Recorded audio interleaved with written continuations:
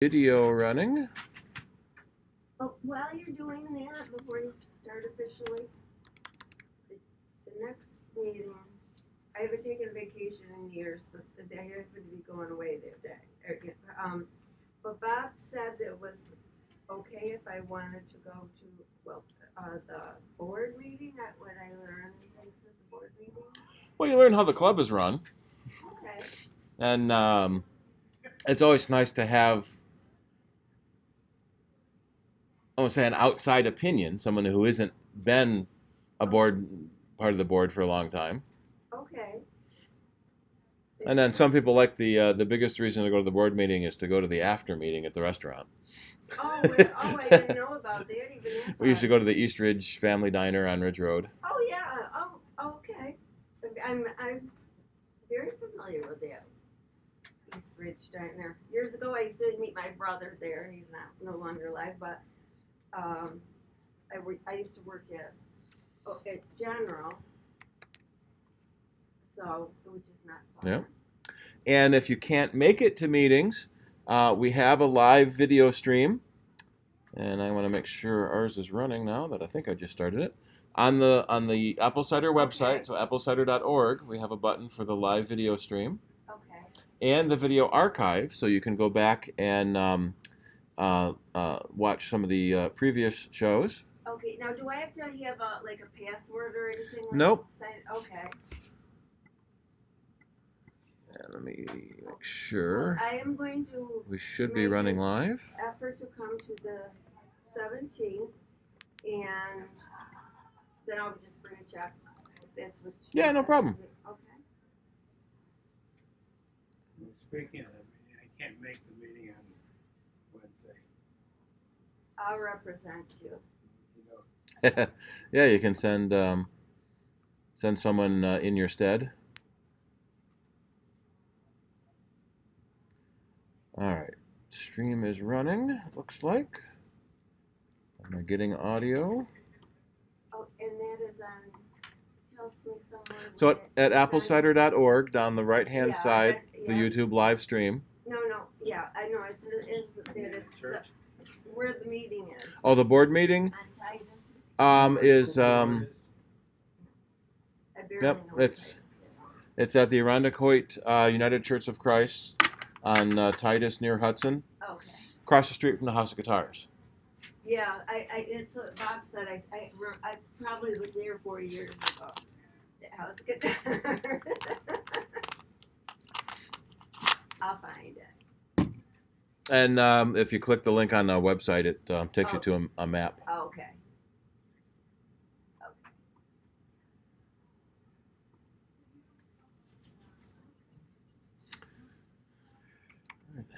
Yeah, so on the YouTube archive, you can go back and watch the previous meetings. Watch them again if you want. And if you're not able to come to the meeting live, we try to do a live streaming. Okay. So you can watch it live when you're not at the meeting.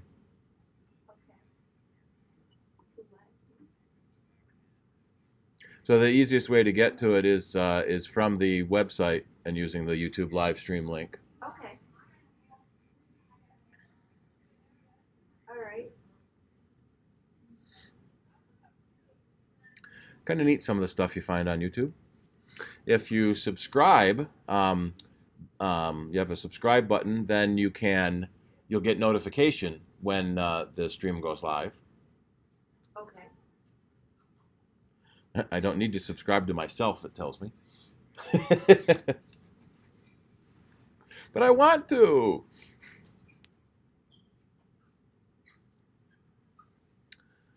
Alrighty. Any questions to start with? Yes. Are you supposed to empty your cache? Emptying the cache. So the cache is created when you go to websites. It downloads all the little pieces of the website. Text and graphics and icons and things like that. So like, for example, in our case, say the Apple CIDER logo. So the next time you go back to that site, it doesn't have to download it again because it already has a copy of it downloaded. Cache itself was originally designed in the early days of modems, where it took a long time to download files, so you wanted to have stuff locally so you didn't have to download it again. With high-speed internet being so common these days, it almost doesn't do much for you anymore because the idea was it's faster to show the page if the item is already downloaded. But nowadays, you just download the page again, and it's just as fast.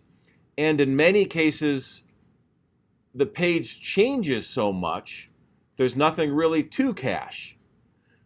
So it's not a bad idea to empty your cache. And it's different on each browser. So in Safari, the other half of cache is your history, which remembers all the web pages you've gone to recently. And it's kind of handy because it lets you go back to a page you went to. When you find an interesting page, you can save it as a bookmark. Right. But people get so many bookmarks, then they just go on forever and you don't remember anything. So the history is kind of like an automatic bookmark. It just remembers every page you've ever gone to. Eventually, that history and the cache can not really get full, but it gets so much stuff in it that it takes longer to load the history than it does to actually load the page to begin with. Okay. So it's not a bad idea to clear your history every now and then. And what that can help is if things are acting weird, if pages are taking longer to load than they should, or than they used to, if pages aren't loading right, something, there's a blank spot on the page where there should be an icon, you often can clear your history and cache, and that will fix those types of problems. In Safari, when you do the clear history command, you have a choice of what history you can clear. So how far back, just in the last hour, everything today and yesterday, or all history forever. And in recent versions of Safari, the clear command is in the Safari menu. In older versions, it used to say reset Safari. And it would let you reset the history and the cache and all that separately. Most people don't need to worry about all the different things you can reset, so they just changed it to clear, and it just does it all for you. Okay, so now it says clearing history will remove related cookies and other website data. Right. Last hour, today and yesterday, all history. Yep. So that can fix little problems that are preventing you from getting to a web page you want to go to. Okay, so clear. All right, I'm confused about that. I understand about the history, but I guess the cache and the cookies. They're all sort of related. The cache is just files that's downloaded on web pages you've gone to. Generally, it's like logos, company logos that don't change from page to page, so it doesn't have to download them again and again. A cookie can be set by a website to remember things about you. It can remember your name, so you don't have to type your name in every time. A lot of websites will have what's called a blog, or it's short for weblog, which is things that you read. And your cookie can remember the ones you've read to only show you the new ones. So cookies are generally useful for helping you use a page. Advertisers will often set a cookie based on what ads they've shown you, with the idea being you don't see the same ad again very often. The problem has cropped up is that some advertisers use cookies to track what web pages you've gone to. So they know what types of ads to give you is sort of the counterbalance. But some people don't like that idea of tracking. And so cookies are a way to see what web pages you've been to, because when you go to a web page, it sets a cookie saying you were on that page. Right. Some websites, we don't have any on a CIDER site, which is kind of neat, because we don't do any tracking of any site. Some websites will have like a Facebook page Where actually, I wonder if the blog does. That might be built into the blog.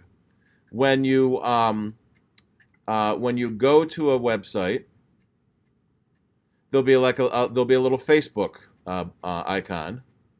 Let's see if I can find it now. There's a big ad that pops up. So you can like a post or you can like something. And so Facebook sets a cookie on that website in your browser to know you've been there. And so Facebook can watch, in essence, what website you've gone to, because almost every website you go to has a Facebook cookie. So some people like clearing their cookies. And advertisers use cookies to track you. So there's something called a third-party cookie. So when you go to a website, so for example, I'm at the iMore website right now. The iMore is the first party, the page I'm on. Okay. A cookie can be set by another page, which is usually an advertiser, like Facebook. So that's called a third-party cookie. It's not from this first-party page I'm on. Right. Okay. So in your Safari preferences, there is a setting for your cookies, and it's under privacy. And you can tell it to block third-party cookies. So you've got 4 choices for cookies. If you always block cookies, then it's possible that a website won't work properly for you, especially something where you type in your name and want it to remember you for the next time you go back there. But if you can allow websites from the current first-party cookie, that can prevent your third-party cookies from getting in and tracking you. This is one of those things where it's a set it and forget it. So you set it and then leave it that way, and most of the time it will work. So the third option is the one that's typically used, allow from websites I visit. Because you go to a website, you went there, you probably want their cookie to remember what you're doing on that website. If you want to see what cookies have been set, you can hit the Manage Website Data. It won't really help you any because these websites, cookies are meant for computers. They're not meant for people. But you can kind of see, here's a history of the pages I've gone to. And so some of these cookies can... How do you know how many you have? You don't. And it almost doesn't matter. You typically will end up with hundreds of cookies, if not thousands. So down at the bottom, Zurich Cinemas. That's the Pittsburgh Cinema. So I have a cookie from them that tells me what movies are playing. So generally speaking, cookies are innocuous. There can be some advertising cookies that try to track you. Right. And so on that previous screen, in the privacy setting, there's a checkbox to ask websites not to track me. And so websites are supposed to honor this setting and not put a tracking cookie on the page. In general, cookies are something you don't need to worry about. There's not much you can do about them. And without them, the web pages you go to don't work very well. Okay, so you don't want to clear those. If you're having problems getting to a web page, you can clear your cookies and history, and that may help whatever the problem was getting to that page. Okay, because there could be. Okay, so now with my cookies, all right, I don't know what this is. This is TV. And It's basically it's all the advertisers that were on all the web pages you've ever been to since the last time you cleared them. Okay, so what? But some say cookies. This is a plug-in. One says a cache. Mm-hmm. It's behind the scenes stuff that the web page does when you go there to look at the content. Okay. That's why it's mostly not meant for average people to see because they don't understand the code that it's using. Okay, but overall, I don't have to worry about. Yeah. But if you're having trouble, one of the easy fixes is to clear your cookies and see if that stops the trouble. Okay, because as I flip through these, some of these, whatever. Yeah, it's someplace you may have gone to once and never intend to go back to again. Right. So then it doesn't hurt deleting them. Right. If you trash them all, you're starting a new process of replenishing them. Yeah, they'll just start back up again. Right. So say Amazon sets a cookie with your username and what's in your shopping cart. So if you clear your cache and your cookies, you go back to Amazon, it doesn't know who you are, it doesn't know what's in your shopping cart. So you have to start over again. Okay. So that's the good side of cookies. Okay. And that's what we want them to do. And unfortunately, sometimes the bad guys will use cookies to do bad things. And that's why clearing the cookies has become part of a common troubleshooting. Okay.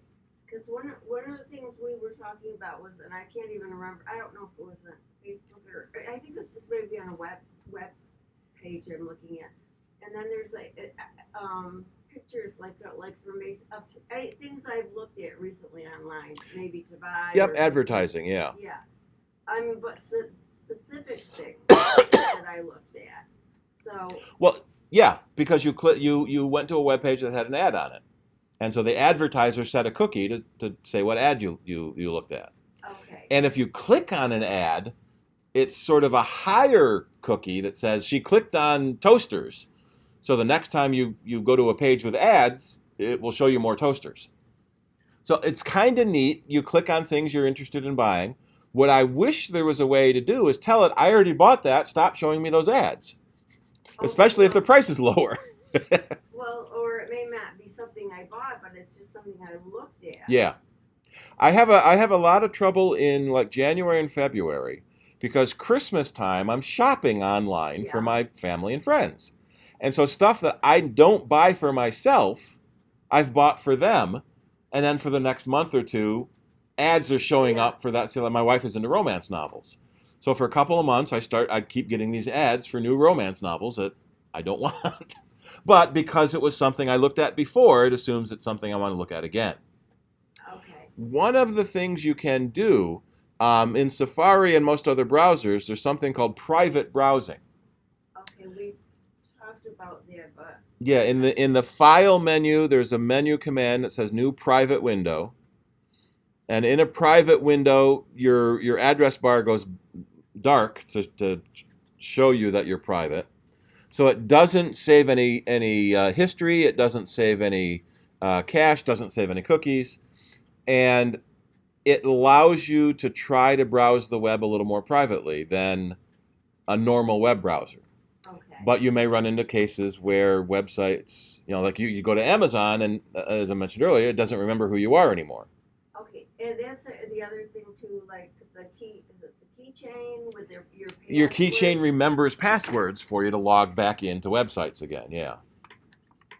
But would that clear that? Because it says that it clears your search history or your autofill. So autofill is when there's a form with username and password. It automatically fills in your username and password by looking in the keychain. When you're in private browsing mode, it won't automatically fill it in, but if you start typing your username, then it goes to the keychain and looks it up. Okay. So it's a manual fill, not an autofill. Okay. And in fact, there's an autofill exploit people have discovered. You can be on an innocuous-looking page that you put your name and address. Off the screen somewhere, there could be a field that says credit card number. And so the bad guys will craft this malicious page to trick you into typing in your name and password.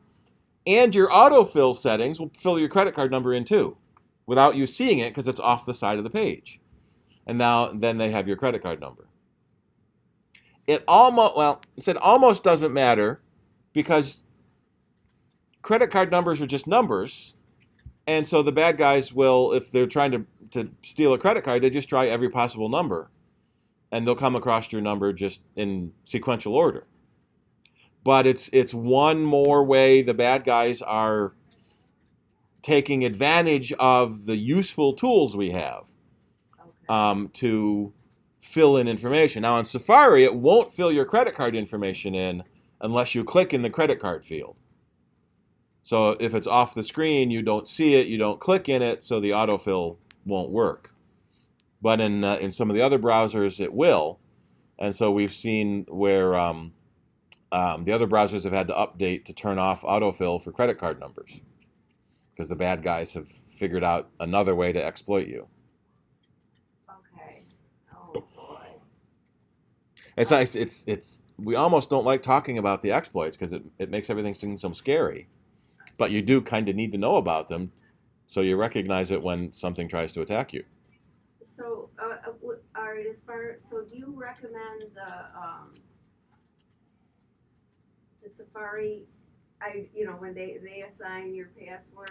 Generally, yeah. The suggested passwords, they're long and complex, so they're very hard to break into. Keychain remembers them for you, so you don't have to remember them yourself. And in many cases, you couldn't remember them yourself because they're so complex. Right. So that makes a very good password for the website.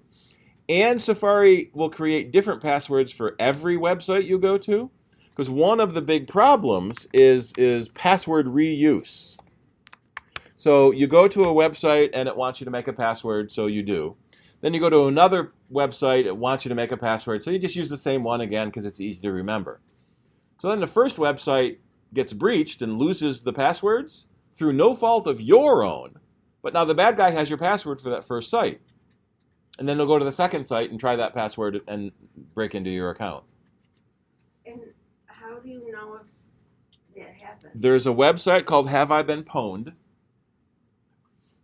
And PWNED is how they spell it. And you put in your email address. It's just Have I Been Poned? That's the smiley face. You turn your head sideways and it looks like a guy winking. But the address is haveibeenponed.com.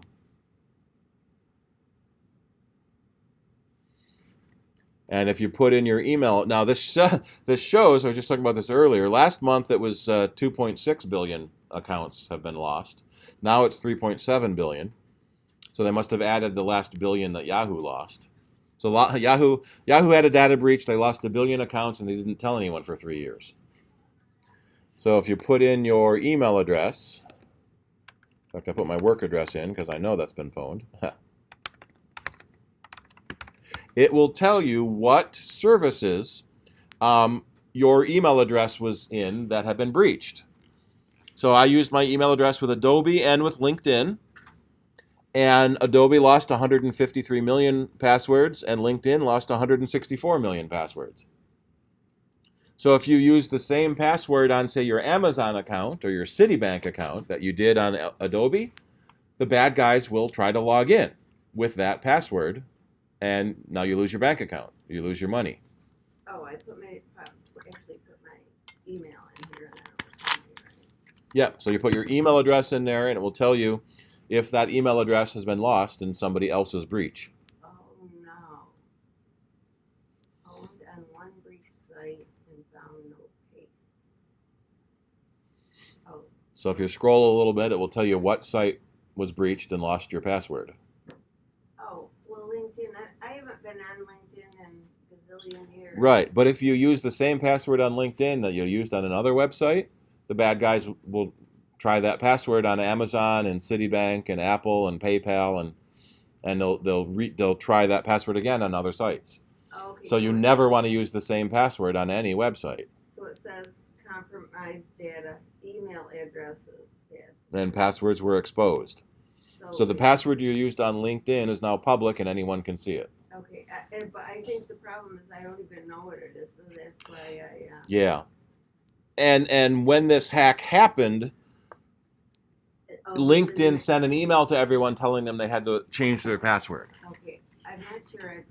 I might have had a different email. Mm-hmm. So the original hack was in 2012, but what they found is that last May, someone started selling those passwords on the darknet. And so it brought that hack back to the public again because now people were buying the passwords.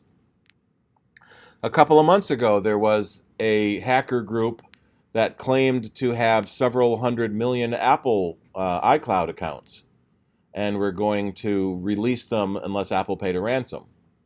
And from some of the research that was done, Apple wasn't breached.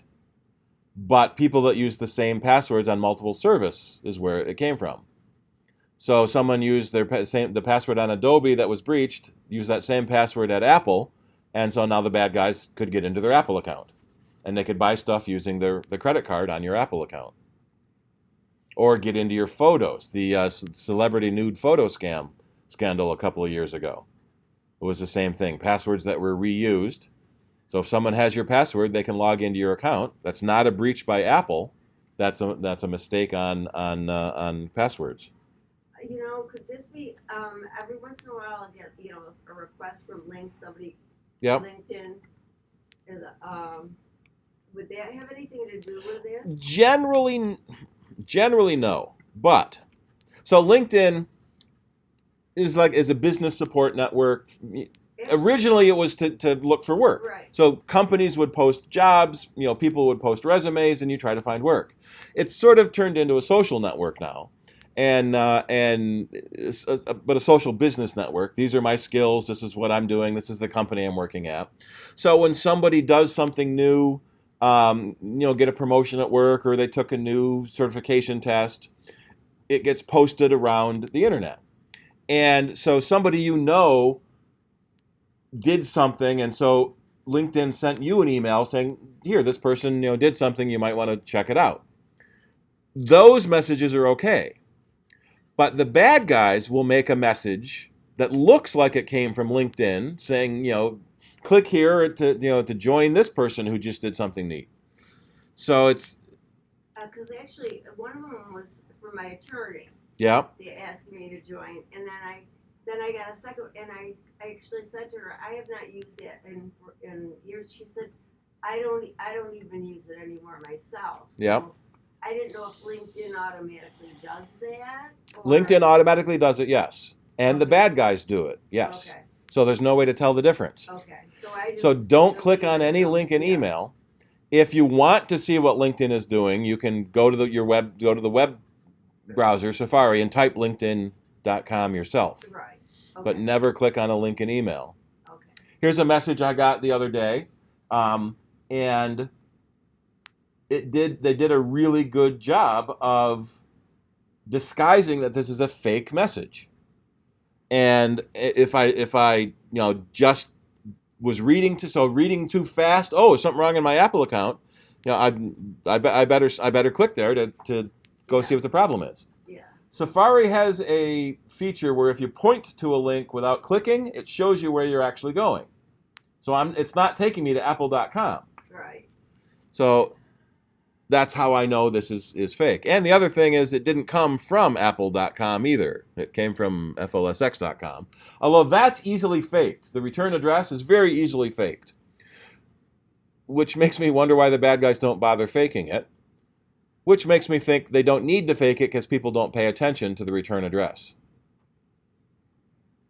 And so it's, they didn't even bother taking the extra 2 seconds, literally 2 seconds, to type in the fake address to make it look real. So this isn't going to apple.com, it's going to sjyx365.com.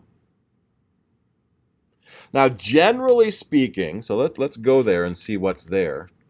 Generally speaking, sjyx365.com. The hosting company that is hosting that website, it's Chinese, will discover the bad guys are using the website and cancel it. But there's this time period between the time the bad guys start sending email out till the time when the hosting company cancels the website, where that's vulnerable. So if you clicked on the link, and so what I would assume is that asks me for my username and password for Apple to fix the problem, and now they have my Apple account and can steal my money. So this is at Sigix365.com, whoever they are. That looks Chinese to me. So they're apparently a hosting company. This kind of looks like a grocery store, doesn't it? So here's somebody else offering web hosting services. Okay, so what I did was I just went back to my old Roadrunner, which I use MacMail for this, Poned, and it says, what's it say? Anti-public combo list, a huge list. This is like my old road record. Yeah, it's just telling you which services were responsible for leaking your password. There's not much you can do about it, but some people like to know. Compromised email address, and then is there a MySpace? I must have signed up for it, I think. Yep, at some point you had signed up to MySpace. But I and that breach. Been on it, I don't even know if it's still active. It might be. But the important thing about it is if you use that same password on some other website, that's a problem, and the bad guys have that password. Okay, so all right. So you. Yep. So don't use the same password on multiple websites. Yeah, I keep them on spreadsheets, so that's why Yep. I think and in some cases I've used the Safari. Yeah, the Safari keychain. So passwords I don't need to remember that I don't think I'll log in manually, I'll use keychain. But sometimes if I do need to type the password, so like on my iPhone, I just got a banking app. Yeah. It won't use the keychain to remember passwords, so I have to manually type the password every time, and it pisses me off. Yeah. Because they could use the fingerprint reader. It's an iPhone. Right. So that password I've made so that I can remember it, because I have to type it every time I go into that app. Yeah. Okay. But for most pages, I'll use keychain because it's just easy to let it remember it for me. And it's unique every time, and it's long and complex so that it can't be guessed. But these days, bad guys don't get into your account by guessing the password. They get into your account by stealing the database of the company that has your password. Okay. And that was They what's... can't steal the keychain? They can, but it's encrypted with your password. So your computer's one password is the one password you have to remember.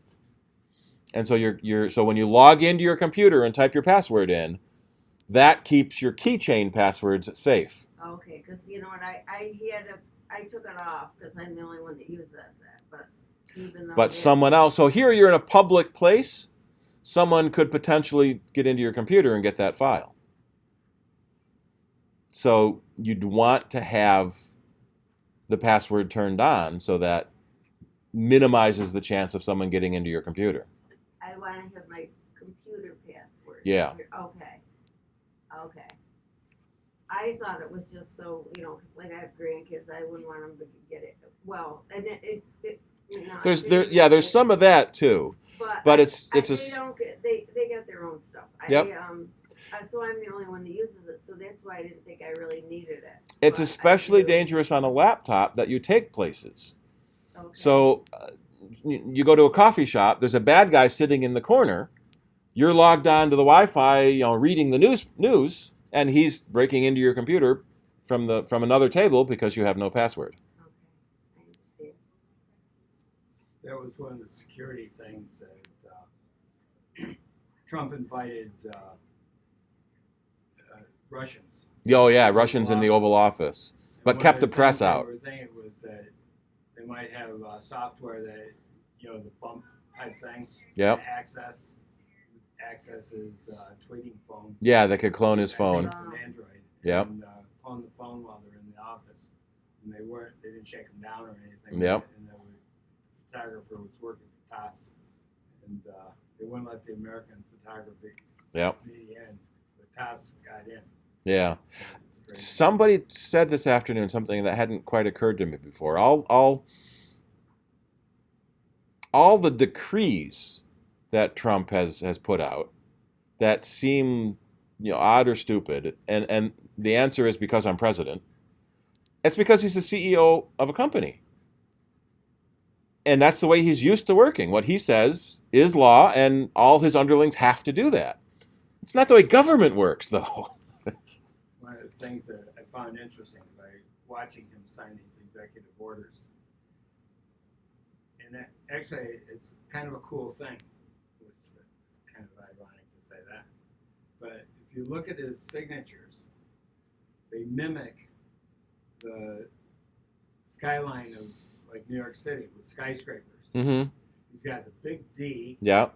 And then the big J in the middle. Yep. But it ends with a small P. Doesn't matter. It's still huge. Yep. If you look at it, there's 3 spikes. The beginning, middle, and at the end. And the end spike is the letter, the small lowercase p. And somehow he gets that to be the same height as all the highest letters in the rest of the name. You know, even the L isn't even as high as the D and the T. right there. And the T doesn't cross. Right. There's nobody expected him to cross his T's.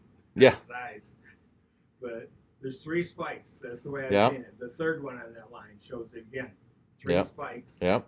And the P is a big spike. The P is a spike. It's a flourish. You know, and actually it's, you know, kind of cool. It's one of the least stupid things about him. But you know. Trump signature looks like a lie detector test. Yeah. lie. You know what? I think people that I think this probably goes doctors. You know, and yep. People right. that people that have to sign their name all the time. Yeah. This, so there's so a big B and a big O. So the second B is in the middle of the O. That's interesting.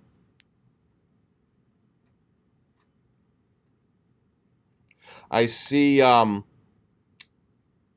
some celebrity signatures always like that. Yeah. They write so many. Yep, they want to be fast. Yeah, I see on the on some of the TV shows where they have to authenticate signatures, where the guys will compare it, and every now and then they'll say somebody's signature has changed over the years. Right. So it's hard to tell. Yeah, this is the early signature. Yeah.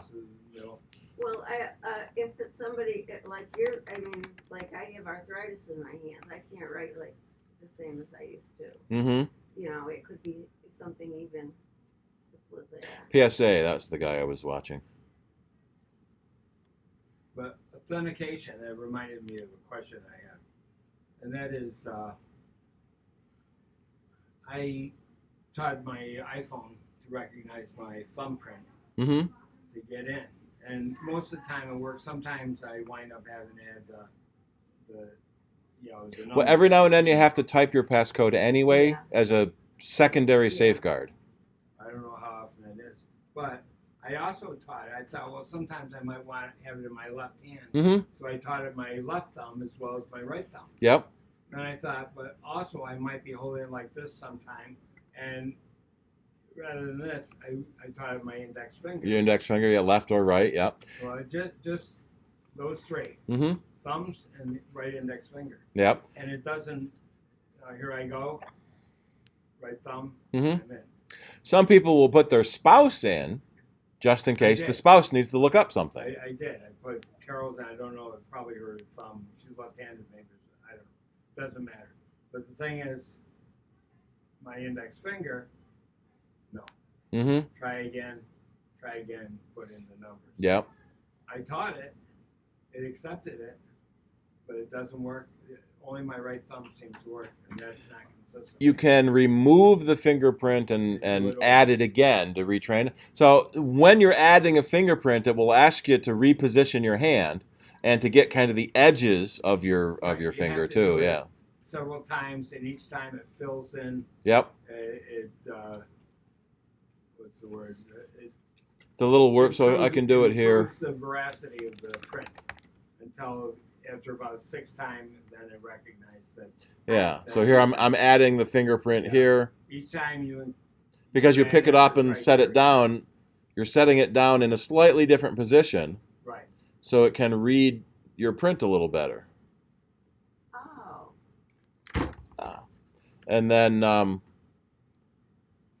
But I did that for all 3 of those digits. Yep. And now only one of them seems to work. It's like the phone forgot, which is strange. Or you've got a callus and your fingerprint changed a little. I'm surprised that it would. Well, I guess it makes sense that more than one person could use the phone. I just thought that you would just It wouldn't occur to me I could put more than one of my. Yeah, it just says add a fingerprint. It doesn't Five. necessarily have to be yours. Go into the thing. And Yeah. It indicates that you can have 5 prints. So 5 different Oh, people. okay. And that's Touch ID. Is it under system preferences? On the computer, if your computer has a fingerprint reader, it's Oh. in Touch ID under System Preferences. And that's on the new computer that you're showing us. Yeah. On the phone, it's in Settings under Privacy and Touch ID there. Okay. Now, one of the interesting ramifications is police searches. The courts have Yeah. typically upheld that a combination is protected by Fifth Amendment self-incrimination. So the police cannot compel you to reveal a combination. But a fingerprint is not. So there have been a lot of cases where you know that have made the news where the police are trying to get into a phone and they don't know the combination. But they can compel a fingerprint to get into the phone. And the EFF and ACLU are trying to fight that and change the way the law works because What's EFF? The Electronic Frontier Foundation. So they're kind of like the ACLU for electronics. And because our phones are now an extension of your brain, they remember your passwords. They remember your phone numbers. They remember your health data. They have pictures of your children. So it would make sense to consider them an extension of your brain and covered by Fifth Amendment. So far, they're not. So there are some people that have wondered about adding a panic key on their phone. So your thumb unlocks the phone, but your pinky erases the phone. So if you think you're getting erroneously arrested or bad guys are coming on, there have been cases of street muggings. Put your finger on your phone and we'll get your credit card numbers. Mm-hmm. That if you have a panic finger, like a panic room in your house where it erases the phone immediately. That might be interesting. But I could see too many people accidentally doing that and blaming Apple. Yeah, I mean, I do think there are in certain situations where they should be able to, if they're trying to solve a murder or Yeah. The problem is the way technology works. So that's what was it? The San Bernardino shooting case. Yeah. The FBI wanted Apple to make a tool to unlock this iPhone. But the way technology is, if that tool unlocks this iPhone, Right, it'll also right. unlock everybody's Right. iPhone. And there have been cases. There was a security researcher. I want to find the story again to make sure I get his name, where he had written a tool that he sold to law enforcement agencies to copy all the data from a phone. So police stops. The police stop you. They want your phone. They copy all your data. It became a problem when he heard about cops, in essence, illegally using the box. You think your girlfriend's cheating on you? Well, I'll suck her phone in and see what calls she's doing. And then so he got out of that security business. So it's all well and good to have tools to be used with proper warrants, but someone's going to abuse it and break into the bad I guys. think, like in the case of terrorism, like the San Bernardino, they should have just gone privately to the FBI, not made it a big public thing, just between. Yeah. And if they could help them. Well, I would guess the FBI did go to Apple and ask, and Apple said we can't. That's the way math works. They can't. And then the FBI went public to try to put pressure on them. Yeah. But literally, at that point in time, they couldn't. Mm-hmm. Yeah. And in fact, the FBI made it worse by changing They the. didn't have a tool. Yeah, they had the iCloud password, which meant you could get all the backup data, and the FBI deleted that themselves, and made things worse in that specific case. The big thing now the EFF is doing is there's a pending legislation to cancel. Well, The previous one has already been canceled. There was during the Obama administration, there was an FCC regulation that would prevent internet providers from selling your personal data without your permission. And Trump, well, not Trump, Ajit Pai, Trump's appointee to the FCC, overturned that. So now the ISPs can sell your personal information without telling you. Used to be at Verizon. Yeah, it used to be, I think, the CEO or, no, maybe not CEO, CFO, a bigwig at Verizon. So now your ISPs can sell all your information. They don't even have to tell you they're doing it. They don't have to give you a piece of the money. They just do it. The latest one is called well, not latest.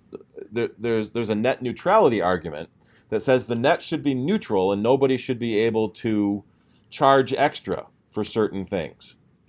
And the current administration wants to eliminate that.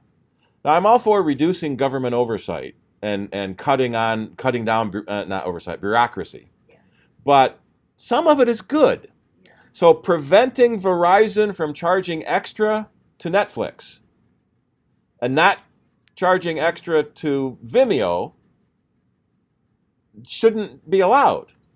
That should be a flat fee. They shouldn't be able to pick and choose who they charge extra to. And so that's become the net neutrality argument. YouTube may not exist today if we didn't have a neutral net. That two guys wanted to start sharing videos and let other people share their own videos. If you had to pay every time you uploaded a video, you wouldn't have done it. And so a lot of these cool technologies we wouldn't have had if there was not net neutrality. So the ISPs want to say that they need to be able to charge people more for certain things, but which sounds good in itself, but it shouldn't be inconsistent.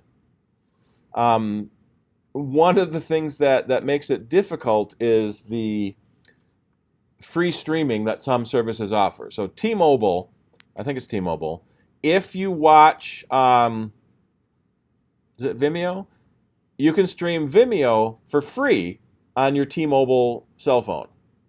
But if you stream YouTube, you have to pay extra.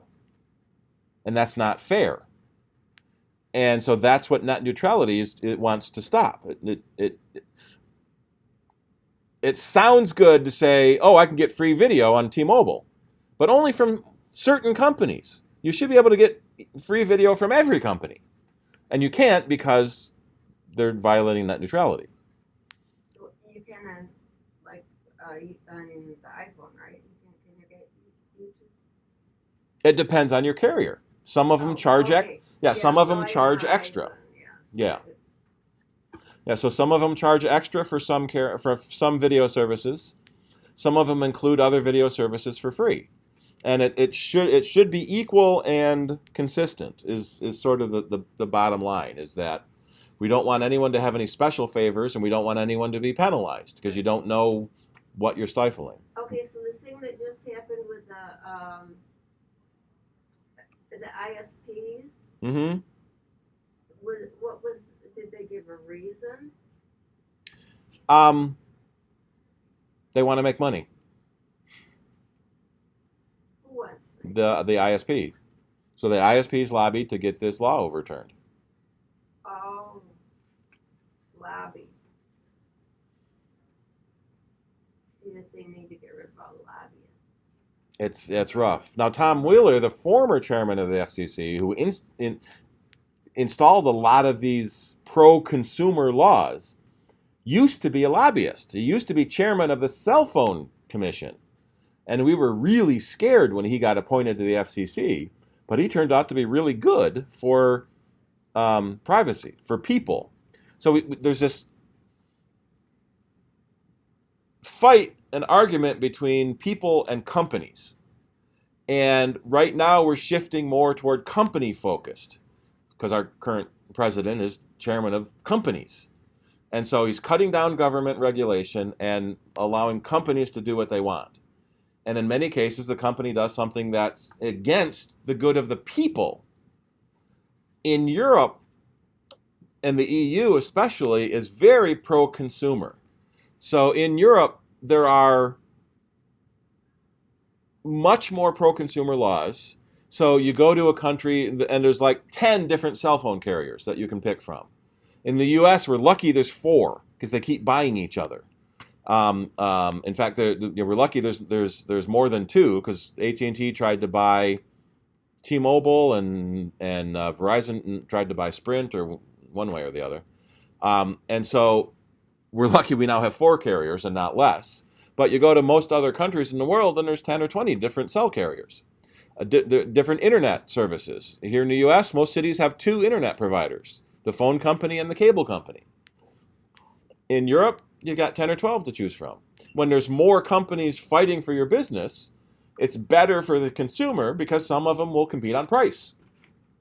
In fact, it's Sonic. In the San Francisco area, there is a internet provider called Sonic that I just heard about on a podcast. They're offering fiber to the home. So in Rochester, we do have Greenlight, which is doing fiber to the home, but they're building it out. They're not everywhere yet. So it's frustrating if you can't get fiber. So in Rochester, say Time Warner, 60 megabit internet is $60 a month. With Greenlight, 100 megabit is $50 a month. So you get almost double for less.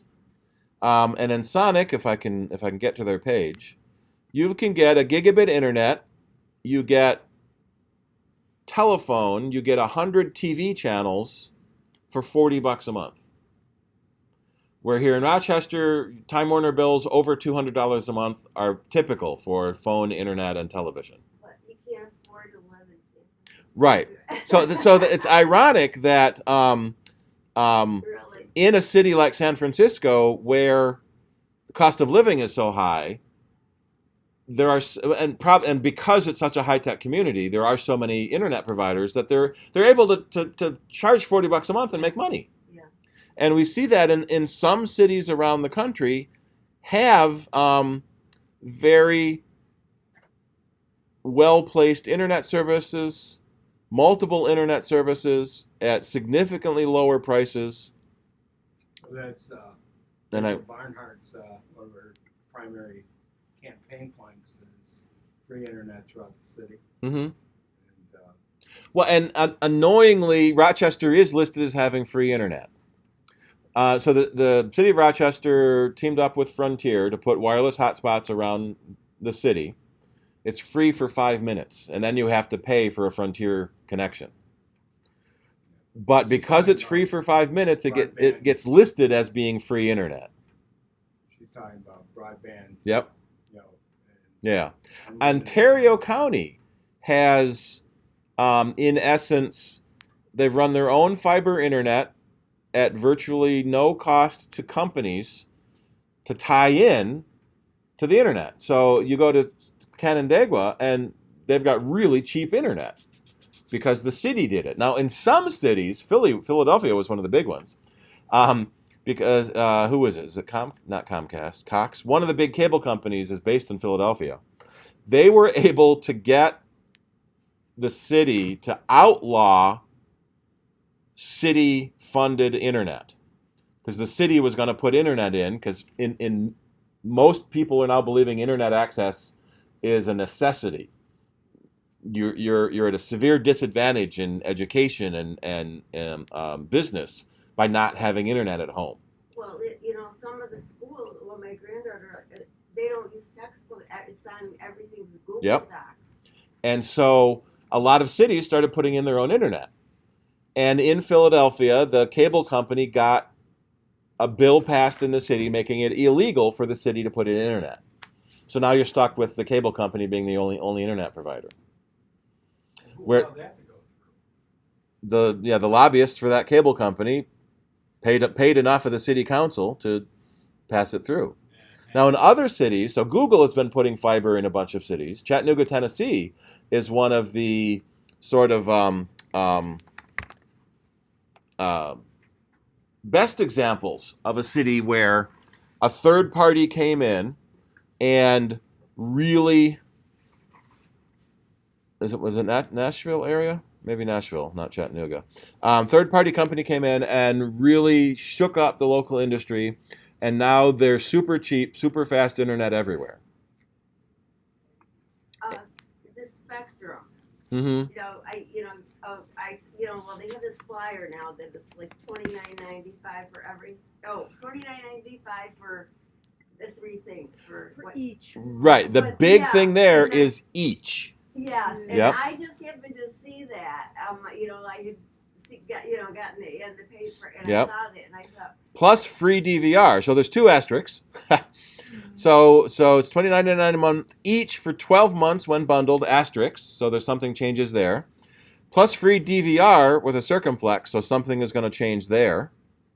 So let's find out what these are. So here's so here's all the disclosures. So you have to go somewhere else to see all the disclosures. The DVR requires you get all 3. Yeah.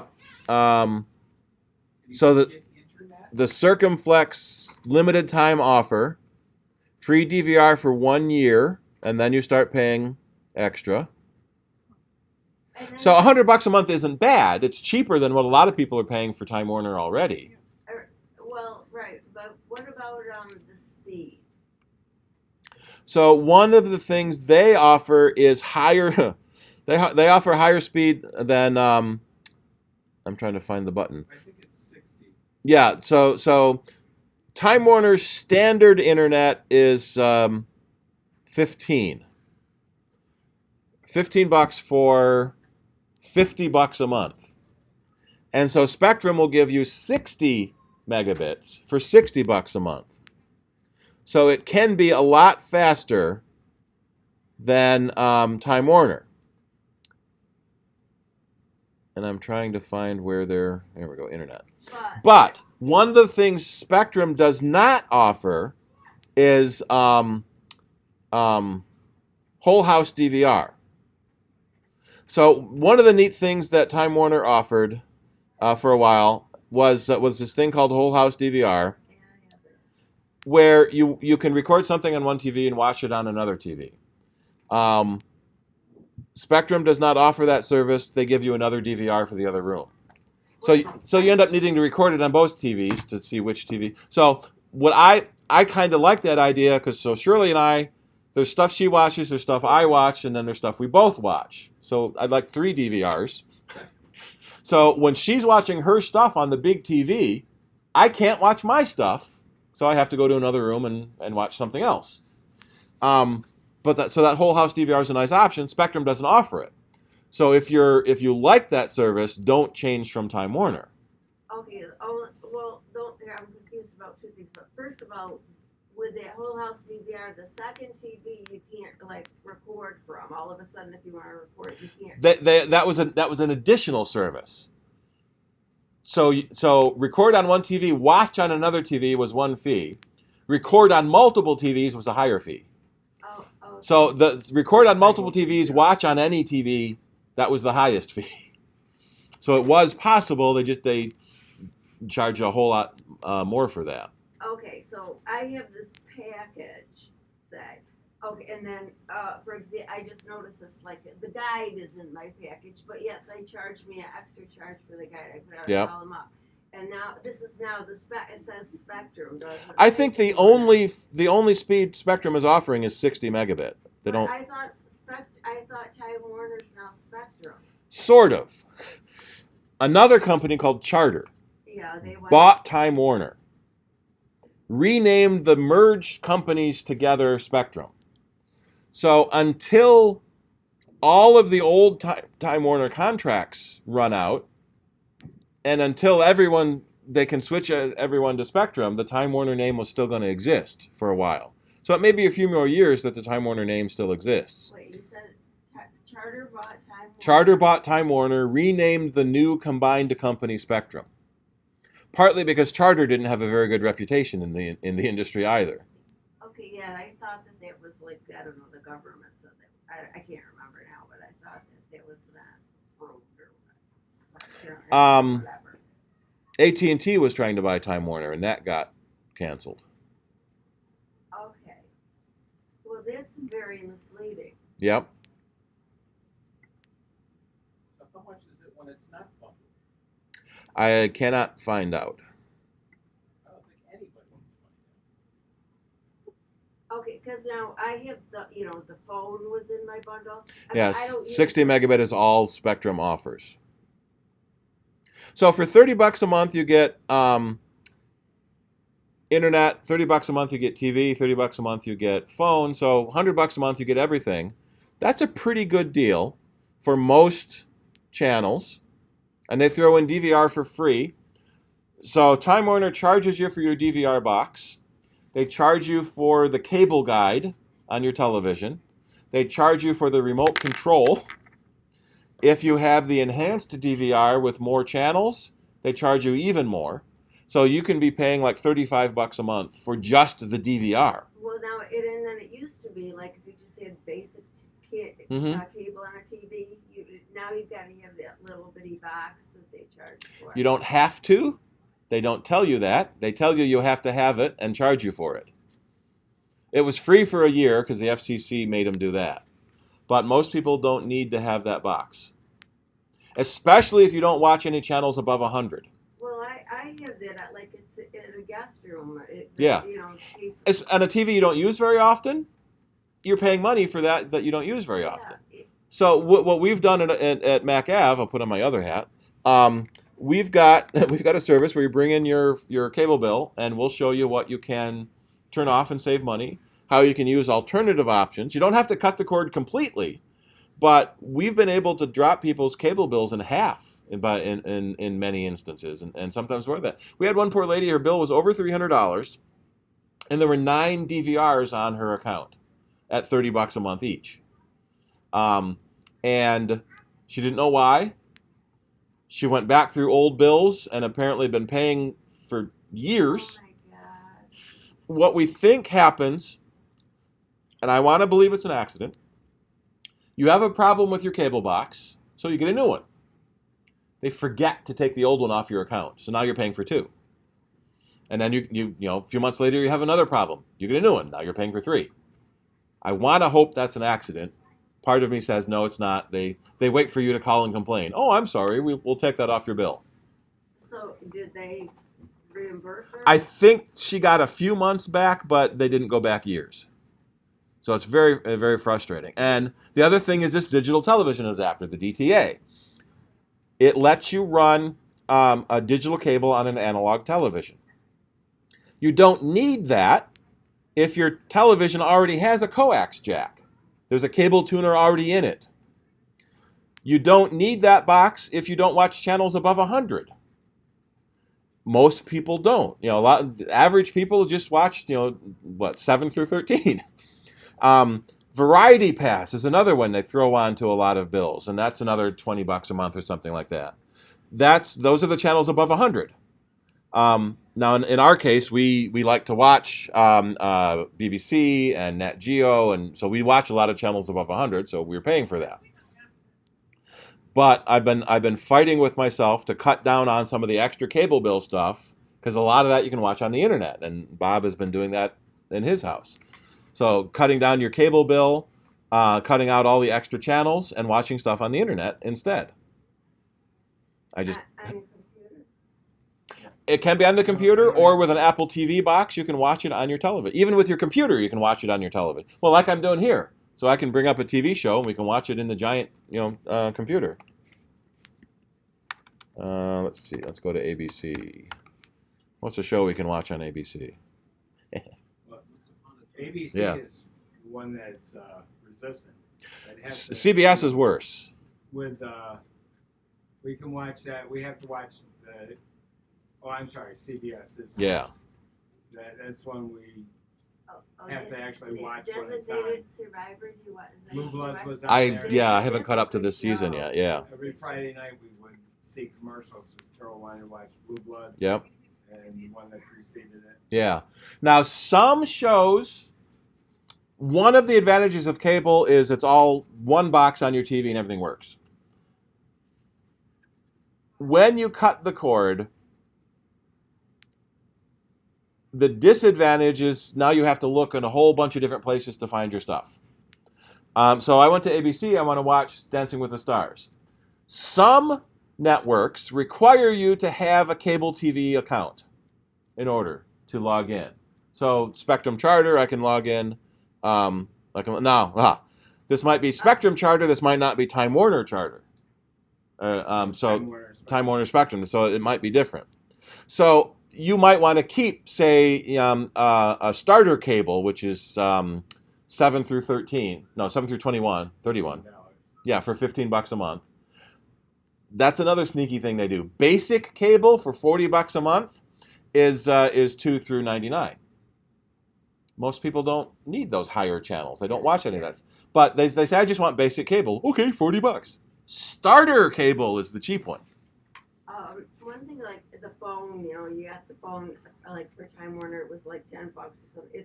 It's in my package. However, I don't use it. I don't even a landline. Yep. But I changed my password. That it's changed to Spectrum.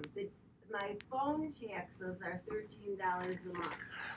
And that's one of the ways they get you when you cut the cord, is they raise other taxes. There's a $3 a month sports franchise fee. Yeah. I don't watch any sports. I don't either. Too bad. You have to pay that. Why? I'm calling. I just have the. Well, okay, yeah. The alternative is to cancel cable. The what? You have to cancel your cable account. So you cancel cable TV, then you don't have to pay that $3 sports package.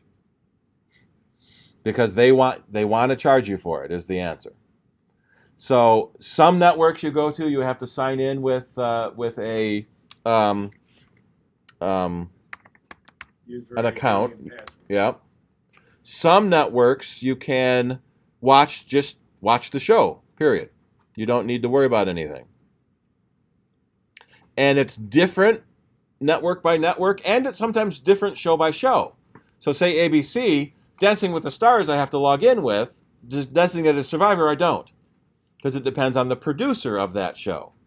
So it's much more complicated to cut the cord. So some people are willing to, I'll pay the $200 a month just because it's easier. Or pay $12 a month to Hulu. Yeah, so with Hulu and Netflix, you don't necessarily get to watch the shows live. You may have to wait 6 months to watch a show. It's like waiting for the DVDs to come out. But also, we're seeing some really good first-run, brand-new shows on Netflix and Hulu. I've been watching, the new Top Gear. Everyone calls it the new Top Gear. The Grand Tour on Amazon, Amazon TV. And I don't know if I can get to it on the web. I can just get to it on video. I watched all 160 episodes of the Gilmore Girls. Yep. I mean, one rated, I take a break, but What network is that? that's on Netflix, and it's an old series. Also, Dexter, who's Yep. I love Dexter. He's a serial I watched that for killer. a few years. How do I get to Amazon Video from here? I don't remember. I usually do it on my iPad or Apple TV. There we go, Prime Video. So Amazon, Netflix, Hulu, they all have now original shows. In fact, Manchester by the Sea won an Oscar. Yeah. And it's Overrated. but from the technology standpoint, it was one of the first times a non-traditional network channel won such a major award. Okay, but that says you have to pay for it. Right? Well, you have to pay for Prime, which is so that's $100 a year. Yeah, I mean, I have that. Yeah.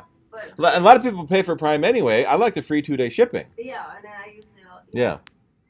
So a lot of people will buy these other shows. There's a new version of The Tick coming.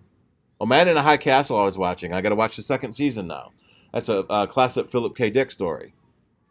It's alternative history where Japan and Germany won World War II and split America about at the Rocky Mountains. So Japan controls the west coast and Germany controls the east coast. And there's this group of resistance fighters that are resisting. So that was a pretty good show. And so we're seeing these first-run shows coming on non-traditional channels, which then adds. So even if I pay for cable TV, I got to pay extra for Amazon, pay extra for Hulu, pay extra for Netflix. But if you don't have to watch every show the instant it airs new, then you can cut your cable TV bill quite a bit and watch it on Amazon or Netflix or Hulu. Or we're seeing now CBS is creating their own internet-only network, in essence, CBS All Access. And one of the rumors there is the new Star Trek series is only going to be available on CBS All Access. It will not air on traditional broadcast networks. So they might get a lot of subscribers that way, which I'm sure HBO gets a lot of subscribers for Game of Thrones. And then when it's over, they cancel. So they're trying to see what the next big thing they can do is to keep people subscribing. Well, last month I was inquiring about DirecTV now, and which is, you thought that it's an AT&T thing. You thought you had to have it over AT&T internet. Yeah. It's not true. Okay, good. There it is. It's similar to Sling TV. You get the programming live with the commercials. It's like $25 a month, and I had a free week of it, and I quit it. You know, got rid of it a lot, just like I did Sling TV. There's the trailer. So that was one thing people were worried about when AT&T bought DirecTV, is that they would make you, if they'd force you to buy AT&T Internet or AT&T Cellular in order to get DirecTV television, which they could do if the net neutrality thing dies, because the net needs to be neutral. There shouldn't be any discrimination, positive or negative. That was good. Like this morning, I watched Bill Maher. That's on HBO Friday nights. But HBO Now, I couldn't watch it at HBO then. Yep. I had to wait till this morning when it was available on HBO Now. So it's not a Friday night thing; it's a Saturday morning thing. Yeah, I watch Trevor Noah, Stephen Colbert on YouTube instead of on television. Partly because I don't want to stay up that late. Well, because Hulu, I watched it on Hulu, and there was some dispute between the companies, and they took Daily Show off of Hulu. So now I have to go directly to the internet to dailyshow.com, and then I can watch it on the iPad or I can airplay it to the TV. But so even if you're watching it on your computer, you can hook your computer up to your television or projector like this, and watch television on your computer. So you can watch TV shows on your computer. You can watch TV shows on your television through your computer. So if I go up to full screen mode, so now it's just a TV show. I don't even have to know it's on my computer. So that's a neat option to be able to cut the cord.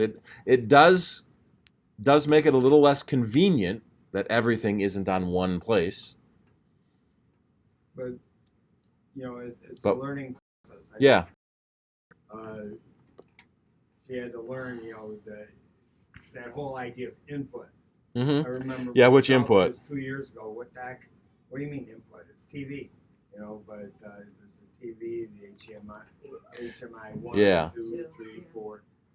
So, but when the VCR would pass through the signal, so you could watch your VCR or you could watch cable. You didn't have to switch anything. Then when probably the DVD player was the first one to plug into HDMI, or your game console would plug into another HDMI, that started having to switch inputs on the TV. And that was a very common question we got at the office. I just got an Apple TV and it's not playing. You switch to the right input. Because your cable box is HDMI 1, your Apple TV is HDMI 2, your Blu-ray player is HDMI 3, so you have to switch between them. Well, TV is listed as TV at the top of the input. Yeah, a lot of them now, the TVs will name it that, and I like the ones where you can make a custom badge because we don't often see Apple TV, so I like when I can do a custom badge and call it Apple TV. But I got the Chromecast on there, Apple TV on there, then Hulu, and Can't quite make it bright enough.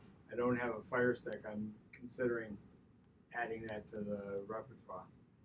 And that's sort of part of the problem now too, is there's so many different boxes from so many different companies. That doesn't even seem to be doing anything, does it? I'm trying to make it a little brighter to see without turning the lights off. Okay, with the programs that are on Apple TV are. There aren't programs on Apple TV. There are networks. Okay. So there's an application, right? It's an application that is a TV network. So there's the Netflix application that lets you watch stuff on Netflix. There's the HBO application that lets you watch stuff from HBO. So you sort of have to change your thinking. There's a what's on here somewhere. YouTube is one that's interesting. YouTube, yep. If I access YouTube through the TV and it's a smart TV, the YouTube app on the Sony TV. Here's some of them. Format for all the programming. Yep. If I access the same YouTube through the Apple TV, it's different. Yep. It shows the programs in a different thing. And like it was explained to me that there's a different. They wrote the programs different for the Apple different TV interface, yeah. The Sony TV. And a lot of times the apps written for the TV inside the TV OSs, the OSs are much more limited, so the app doesn't necessarily have all of the same features. So the Apple TV is what we call a set-top box. Generally speaking, it's just more channels. And so what we call a channel now, you get all these different channels available.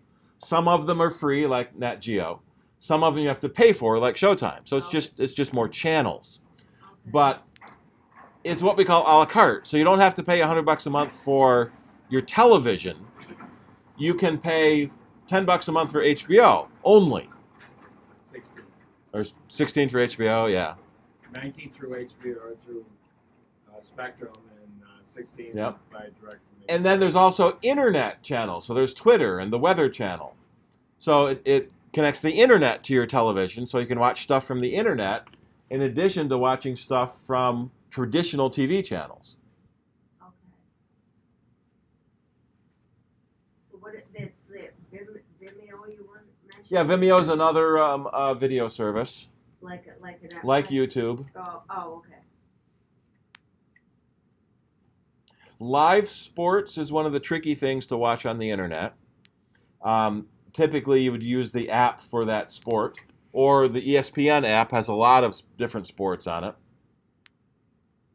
But live events are kind of where broadcast television still has an advantage, but we are seeing most of the time, what was the last big one? The Oscars. The Oscar we're broadcasting on the internet. Yeah, we call it broadcasting, netcasting on the internet. The Super Bowl did a netcast over the internet, so you didn't have to watch it on television. The problem has become the contracts. I'm going to switch seats here for a minute. That in the early days, cable TV was the only thing there was. So when HBO came along and we want to be in everybody's house, so we have to pay Time Warner to get on the cable. And how long? Well, I don't know, 20 years. How's it? Sure, no problem. Now, 10 years later, HBO wants to sell to everybody individually now and not force them to buy a cable TV subscription. But those contracts still exist. So over the next few years, as the old style contracts run out, we'll start seeing more choices available. And you'll be able to pick and choose just the shows you want.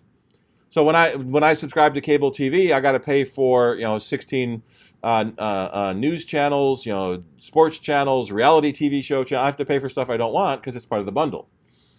So for years we've been saying we want a la carte, and now we're getting it. The danger is that you could end up paying more for a la carte than you did for your television.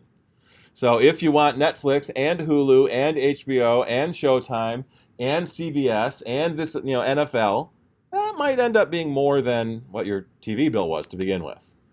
So you have to do a little more comparison shopping. Excuse me. All right, different question. Rick. What's the story with the green light network? So green light networks, we talked about them a little earlier when you weren't here. You missed it.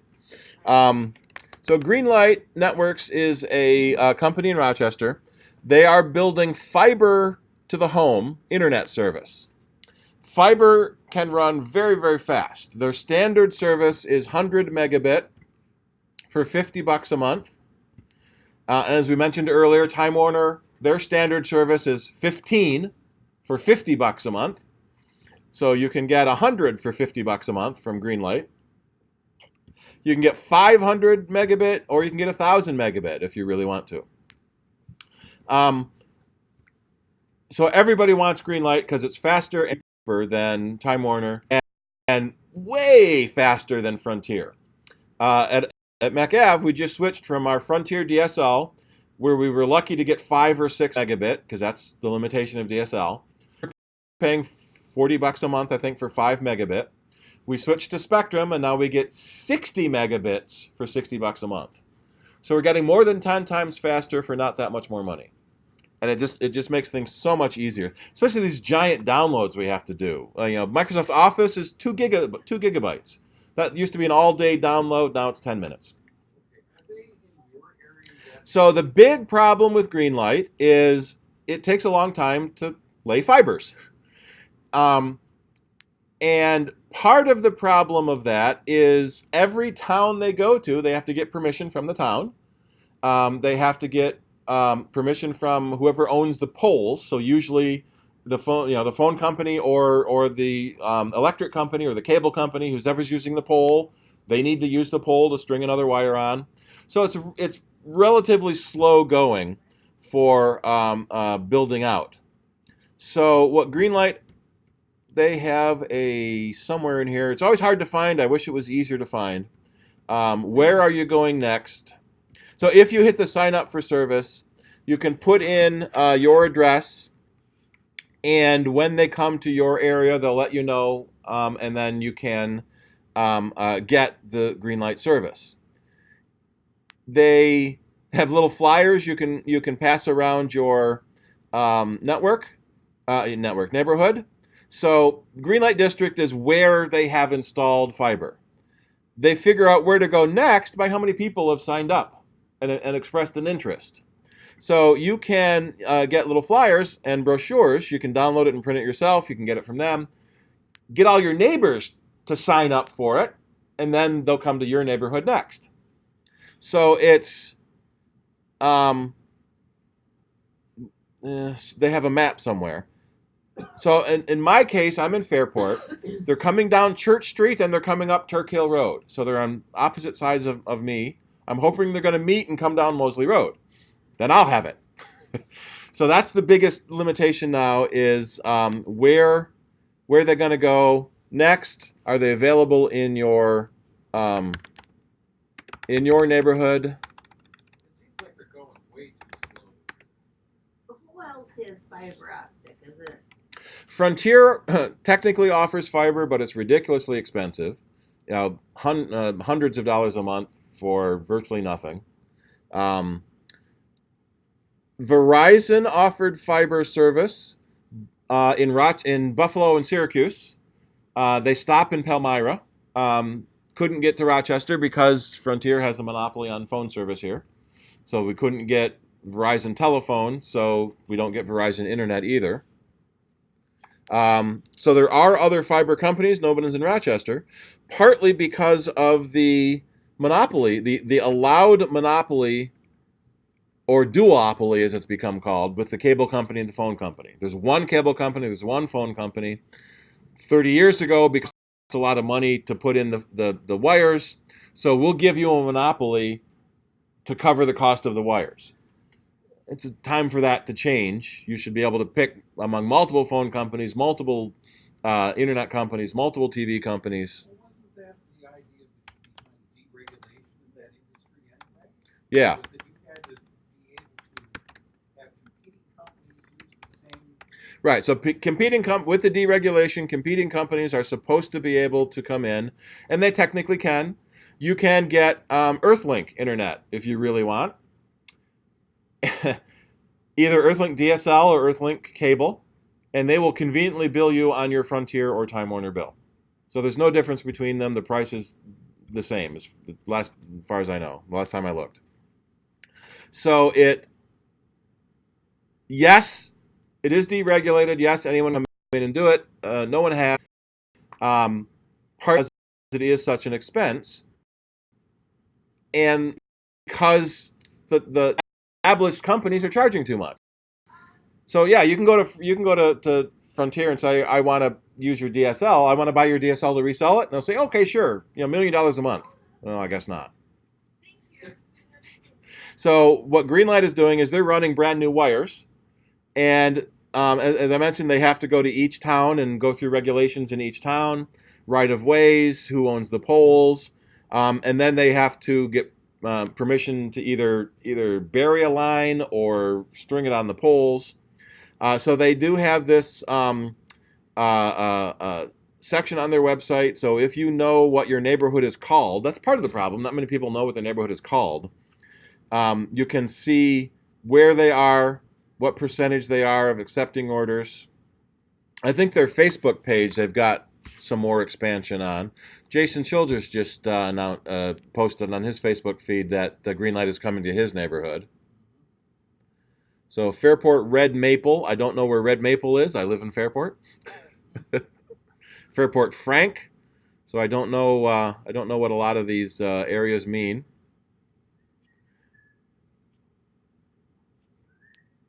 So you're technically Penfield, aren't you, Rick? Yeah, I live in Penfield. Even though most people say Webster because that's where the plaza is. I have a West Webster phone number. Yeah. Rochester zip code. All right. Brighton, they were at 98%. Yeah, Yeah. in different parts of Brighton. I know that we've been getting emails from our neighborhood association that, Yeah, they just need a subscribe to few it. more people to, You haven't subscribed? We had to do that for Time Warner initially in our original office. They quoted us like $20,000 to run a cable to our office to get internet service, and we said no. But then we went around to all the other tenants in our office building and got them to say they would subscribe, and then Time Warner said, okay, we'll install cable for free. And then what really annoyed us is it was two kids and a trench digger showed up and ran a wire from like 50 feet from a junction box to our office building. That was $20,000. I don't think this map is up to date, but this was a map for a while where they were working. I think someone else was trying to manage that. So the one that's on Greenlight's own website is probably the most accurate. Let's check. 2 years ago, I had some guys in my backyard. Didn't know who they were, what they were doing, and they went back and asked. They were running Greenlight, Yeah. so it was there even before I knew I wanted it. See if we can find them. Ooh, so it's in the village. I live outside the village. Once you get there, electric, there for electric. Yep.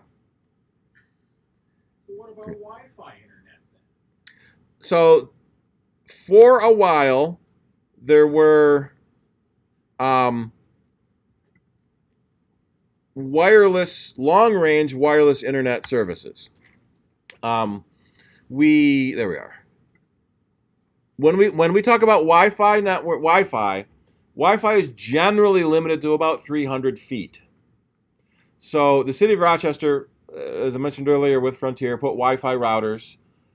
It's like every 100 feet on poles, there's a Wi-Fi router, because Wi-Fi is not long range. Cellular is long range. It's a couple of miles. So there were some things in the middle. There was one called WiMAX.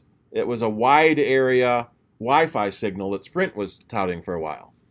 So there have been companies, I don't know if they're still around, there have been companies that will give you higher speed wireless internet. You put a giant antenna on your roof and you have to be line of sight to the transmitter. And then you can have faster internet. Generally, it's more expensive than Time Warner and Frontier. But if you live too far away from the switches, live out in the boonies, be able to get DSL or internet. There are satellite internet services, but again, generally they cost more and give you less speed than Time Warner and Frontier. So technically speaking, there are maybe half a dozen internet services in Rochester. But the other ones aren't really any good because they cost more, give you less, but they're available, so you can get satellite internet if you live out in the boonies. We have a lot of people that live down on the lake. They don't have internet service. The only thing they can get is satellite.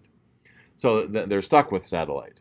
I So had a customer right up on the lake, and there was a service that came from Cricket.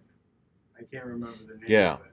But she got a receiver, and she was up on the lake, so she had to put it on the south side of her house, Yep. facing back towards the city, and she could get it that way. And this was mobile because you could just unplug it and take it wherever you were. Yep. It was the signal, you'd have it. See if I can recognize where this is. So those sort of wireless options all kind of died away when cellular got fast enough. So 4G cellular is capable of 70 megabit. So that's faster than you'll get from most land-based internet services. And so a lot of people will use cellular internet. The problem is all the cell companies charge you usage for your internet use. And it used to be quite expensive, but now most of the internet services have what they call unlimited cellular data, but it stops at 20 gigs. Well, that stops. Yeah, thank you. It slows you down at 20-something gigs. So it's technically unlimited because it doesn't stop. It just slows you way down, so you won't like it. And 20 gigs is hardly anything. Let me see if I can find my login here.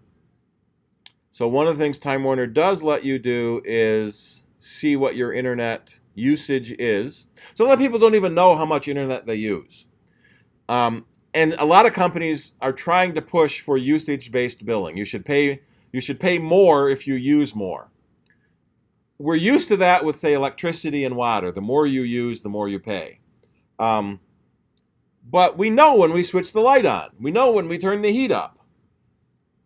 We don't want to have to stop and think, am I going to watch this YouTube video and have to pay extra because I've run out of my internet?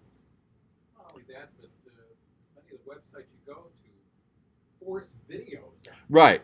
So all of the ads that come down, all of the video ads, picture ads, animated, you are going to pay for all those ads in your house with cellular internet because you're paying for every byte that downloads. So cellular stops at 20 gigabytes before it slows you down. For May, I've used 100 gigs on my home internet already, and May's only half over.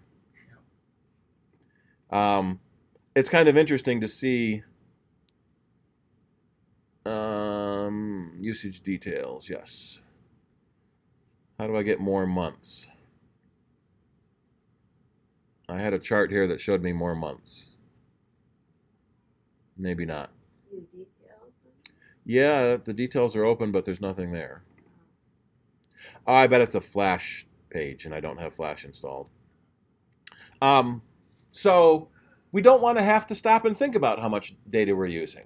And a lot of people that look at how much data they're using, because we're now streaming more video, you could be using hundreds and hundreds of gigs a month. And there have been a lot of cases where we've run into people will suddenly get a $1,000 phone bill because they downloaded a video on cellular instead of on Wi-Fi. They didn't realize it, didn't look. You shouldn't have to, but So one of the advantages of the net neutrality that we've had is because the smaller companies like T-Mobile and Cricket and what was one of the other ones, that they started offering unlimited data for $40 a month. The big companies are now doing it. So AT&T and Verizon will now give you unlimited data for lower prices, but they slow you down after so much data. So it's funny watching their ads where they can say you can stream all the video you want, you can download. We're going to slow you down. So you stuff, but we're going to charge you extra, or we're going to slow you down. You can't win either way. So it's always a matter of who's going to be the best next internet service. We just want more services to have to compete with. So everyone I know that has called Time Warner to cancel their Time Warner internet because they got green light, get the standard Time Warner, a retention specialist. What can we do to make you stay? We'll throw an HBO free for 6 months. And then we'll start charging for it, and you'll forget to cancel it, so we get our money. And the answer is always, well, I'm getting green light. Oh, okay, I'll cancel you. Because they know they can't compete with it. You're getting more than twice as fast for the same or not much more money. But they know where it is, though, right? Right, they know the plan. So if you wouldn't cancel your service if you're not getting it. So when you say you're getting it, they usually believe you. But you can threaten, and that's one of the things we've seen people do to lower their Time Warner bill. I can't afford this. I'll have to leave and go to somebody else. I've got a flyer here for DirecTV for $20 a month. I'll use them. And if they call your bluff, then all right, use the $20 a month for a year. And then at the end of that term, cancel that and go back to the other one. I know people that switch all the time. Whatever their promotion is, they use the promotional fee, and then as soon as the price starts to go up, they'll either call and get the new promotion again, or they'll cancel and switch to a different service. It's a lot more work for you. That's why most people they complain about how high the cable bill is getting, but they'll just pay it because it's easier. Or even worse is autopay. The lady earlier with the 9 DVRs, it was on autopay, so she never noticed it. It's on my checkbook every day. It annoys me. In fact, pending payment now. I know I paid somebody, but it hasn't posted yet. It's annoying me. But you should check your accounts, check your credit cards. Don't wait till the statement at the end of the month. Someone might have got your credit card now, and your bill doesn't come for 4 weeks, and then suddenly you're screwed. I have set up that I get a text when there's any activity. Most credit card companies are doing that now. They'll text you on any activity or suspicious activity. Yeah. One of my cards does that, the other one doesn't. Yeah. Well, I have my Amex card. Anytime I buy anything or whatever, any activity. But Amex also has the highest fees, annual fees. No, I don't have a fee on my That's good, yeah. card. Yeah. Rick? Did you talk about the cryware attack? No, I hadn't heard of that one. Oh, I hadn't heard the name of it. Yeah,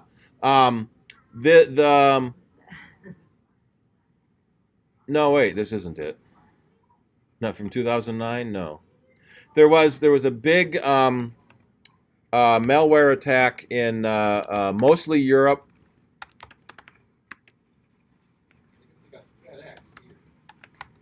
And there we are. Thousands of people were affected. In Britain, I think 20 hospitals got hit with ransomware. And one of the things that two things that make it most frustrating is this specific exploit was described in the leaked NSA documents that Microsoft patched in March. So someone saw these documents and wrote an exploit knowing that millions of people haven't bothered updating their computer. So the patch that came out in March that you haven't installed in 2 months, your computer is now infected with ransomware and you've lost all your files because you didn't update your computer 2 months ago. That's one of the things we say about install the security updates as soon as you can. Because these patches get fixed, exploits will still come out because they know lots of people don't update. But this didn't affect Macs at all. Not directly, but the fake attack still would. So you could go to a website that had the payload on it. It wouldn't actually install on your computer, but you get the message that you were being they had attacked you. So as we were talking about that on Soundbites earlier, there's the ransomware and there's the fake ransomware. So you get a message saying, we've encrypted all your files, pay us money. They might be lying, or they might have really done it. You can't tell until you try to open one of your files and see if it's encrypted or not. Yeah, so it was the shadow brokers. They released it in April, but Microsoft had already patched the holes. In fact, both the NSA and the CIA recent leaks, Apple and Microsoft have come out and said, yeah, we patched all those holes sometimes years ago, especially the CIA leak. It was years worth of collected exploits that had already been patched, but some people don't install the patches, and so they still get infected. There's another one going around that, what was it? It was it Blue Whale? I have a hard time believing this happens, but I sort of can. No. When you say update, you mean keep updating your Yeah, operating system, your when software. right, when the OS says there's that's the problem. When the OS says there's an update, run it. The problem is knowing the fake updates from the real updates. So if you get an update notice, Go to the App Store. go to the App Store manually. So if it says there's a system update, go to your Apple menu, go to the App Store and look manually. If it says there's a Flash update, go to Adobe and update manually. If it says there's a Microsoft update, go to Microsoft yourself. Don't trust the message Okay. because it's very hard to trust the message. Now, should we? I don't have any security software. There it is. In general, you don't need any because all of the exploits are what we call social engineering. You get a message on your screen that you have a virus and call this phone number. It's lying. There is no virus, so a virus program wouldn't stop it. Most of the malware these days are advertising based. There have been Mac ransomware programs, but they're stopped pretty quickly. And Apple updates there's anti-malware stuff already built into your Mac you don't even know about. It's there and running. So all of the threats these days rely on the person going to an infected website or clicking an infected email. Another one of the big malware outbreaks recently is in a Word file that says it comes from the Human Resources Department, and it's your benefits package. So people go, oh, I better open that and see what my benefits are. It's fake, and installs malicious software. Trick the user into installing it. It may even ask for permission. The Google Docs exploit last week. You get invited to a shared Google Doc, which some people might be familiar with, but someone wants to share a Google Doc with you. So you say, oh, okay. It wasn't a document, it was an application that was named Google Docs. So it was tricking you that way. And when you clicked on the button to share, it said, we want access to your Google account. And people say, okay. Well, now it's got your contacts, it's got your email, it's got your photos, it's got anything in your Google account because it tricked people into clicking the button. Antivirus program wouldn't have stopped that because it wasn't a virus. Probably the anti-malware programs wouldn't have stopped it because it was too new. And Google shut it down within a few hours. Yeah, they say they shut it down within a few hours, and it infected a very small number of their customers, a very small percentage of their customers, but it was still millions of people because Google has so many customers. The latest weird thing I just heard about yesterday is this suicide group. It's this 21-year-old kid who claims, so they're saying it's unproven, because it hasn't been proved. He claims to have basically talked people into suicide. The 50-day challenge. So for 50 days, he tweets you things to do. self-mutilation, drinking, staying up all night, and there have been 17 reported cases. Was it 17? 17 reported cases, but some people are reporting 130 reported suicides, mostly in Russia, but going across Europe. And one of the things that some of the stories have brought out is that the suicide rate among teenagers in Russia is much higher than average and much higher than other countries anyway. So it's hard to imagine how someone could talk you into suicide over Twitter. Are these people who kind of want to commit suicide? That's what I'm thinking. They're already susceptible, and this kid could push them over the edge.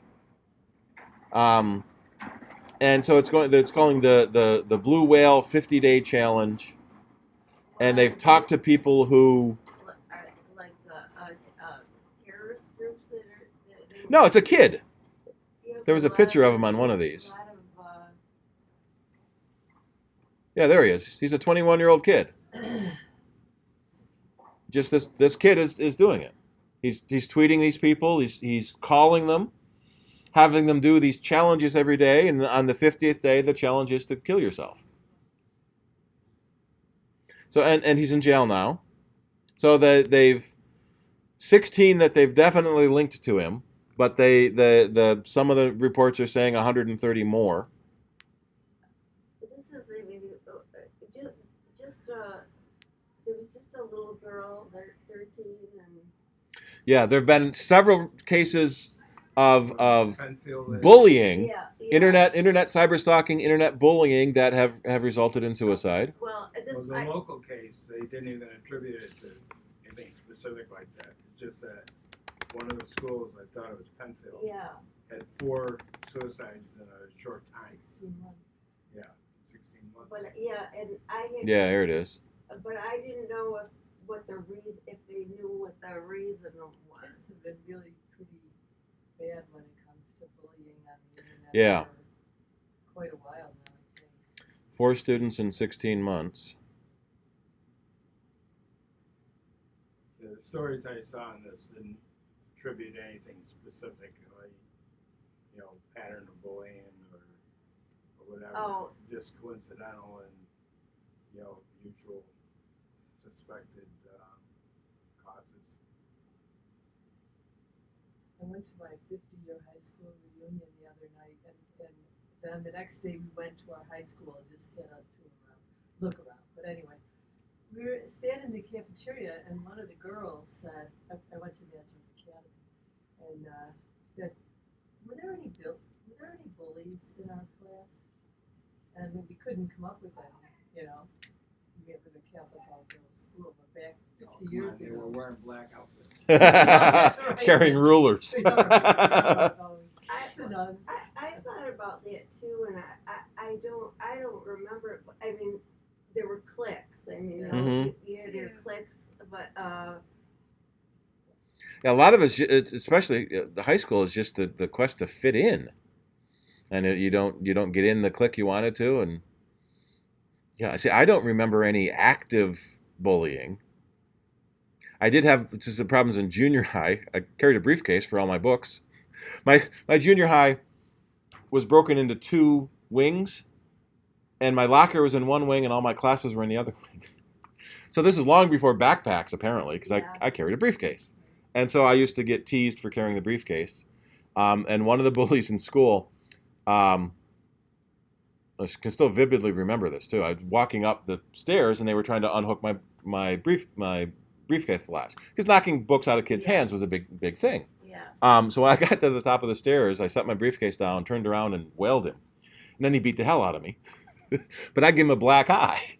So word got around school. And the principal sided with me, which didn't help with the bully at all. But word got around school that I gave the bully a black eye, and they left me alone after that. Back then, there were knapsacks. Yeah.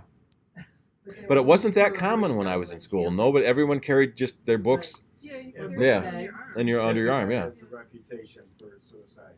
We got, 2 big schools there, and we got bridges over gorges. Mhm. Oh, yeah. Would jump off of. And, It's Cornell, right? yeah, Cornell is the college, there's I think very that high rate. down this, Yeah. like, they're putting the emphasis, I don't know, on mental illness, like, to try to recognize, but, Oops. I don't Where is that? know. Apple. It's right there. Well, like my thought would be that with all social media and just the media in general, it's easy to get bombarded with negative images that we didn't Mhm. have as much of, I think. Yeah, there's not as many And positive like, images look at coming Apple out. Media, you had 2 TV stations Yeah. when I was growing up. But now you Right. can, like, everywhere you look, everywhere you keep getting bombarded with all this Is- stuff, sensationalism. Yeah. But besides that, everybody can see, it's like, there's so much for, keeping up with the Joneses that compared to what there used to be back in the day too. You think, Yeah, my parents only bought me an iPhone 4. I don't have an iPhone 7. I'm going to die. Well, Apple got in trouble a few years ago, a little unfairly. There's a electronics manufacturer in Shenzhen, China, ironically owned by a Taiwanese company, Foxconn, and they had a very high suicide rate. And the story was that they put up nets around the building to stop people from committing suicide. And Apple was getting singled out for causing it because of the iPhone demand. But every electronics company is using Foxconn pretty much for their manufacturing. And one of the things they found was that when the actual researchers went in, most of the workers in this plant, they call it a plant, but Foxconn City is its name. There's 1 million people that work in this one plant, basically. That's larger than the Monroe 5-county area. 1 million people work in this plant, and most of them come from dirt poor, literally, villages out in the boonies of China who come to the city for jobs, and they're poor to begin with, and there was a relatively large suicide payment or death payment. If you died, the company would pay your family. And so for many of these kids, it was their families were so poor that the honorable thing to do was to die, so family didn't have to keep supporting them, and then the family would get money. And then on the other side of it, the average national suicide rate in China was like 20 per million. So the 30 suicides in this Foxconn plant, or no, the other way around. It was 30 per million, and there were 20 suicides. The suicide rate was actually lower than the national average. But it just made headlines that 20 suicides in this plant, and they had to put nets up. And Apple did a lot for making the working conditions much better than they have been in the past. So it was good that this came to light, but it would always felt a little unfair that Apple was singled out when everyone uses Foxconn for their manufacturing.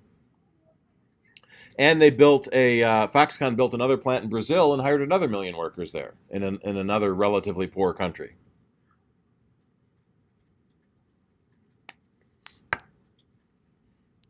It reminds me of a different subject, but in Florida they passed legislation that anybody who received public assistance had to be drug tested.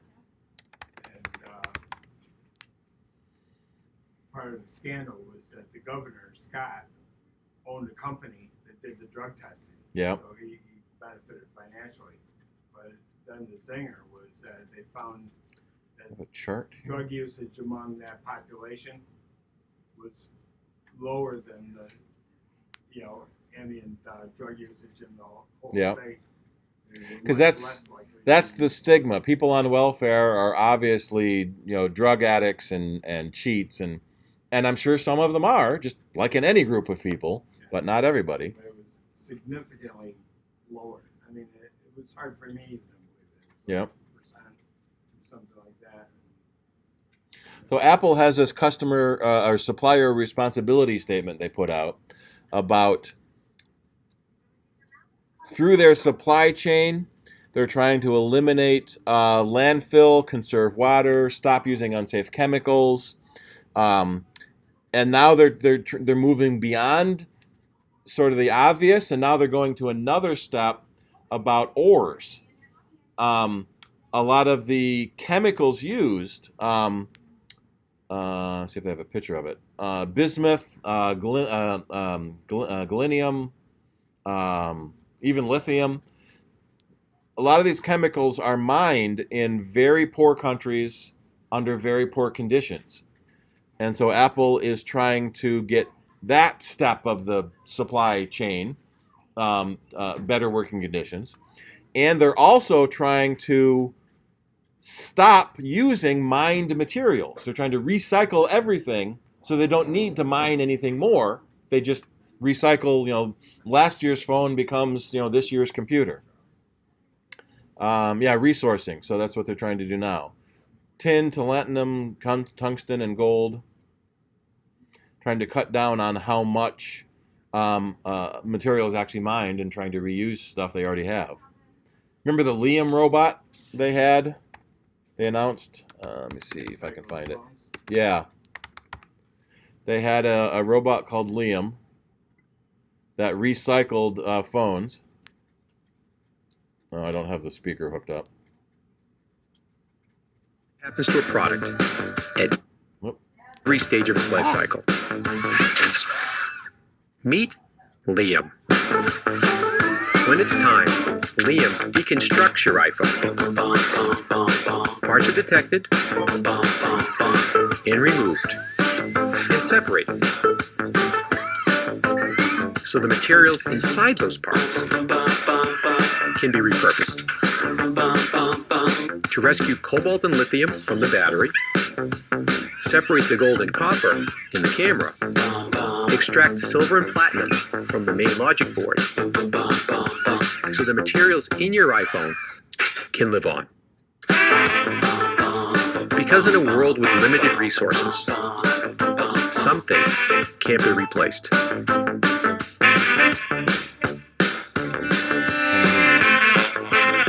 So like moving beyond that now for the next step too. Speakers are pretty good for such a tiny little thing.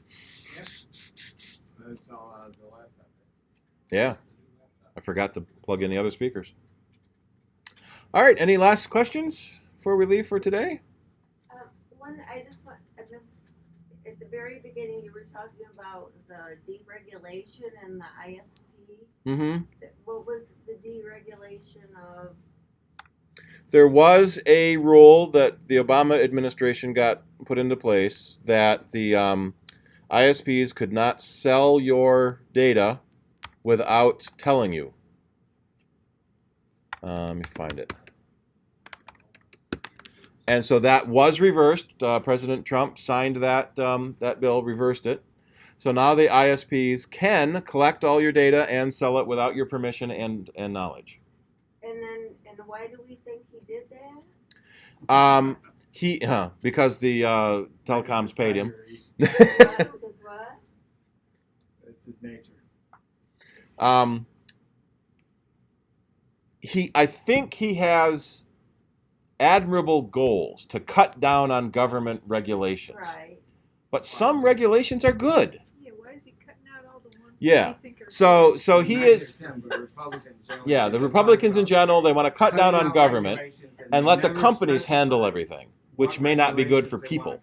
Right. I mean, like you as a small business probably have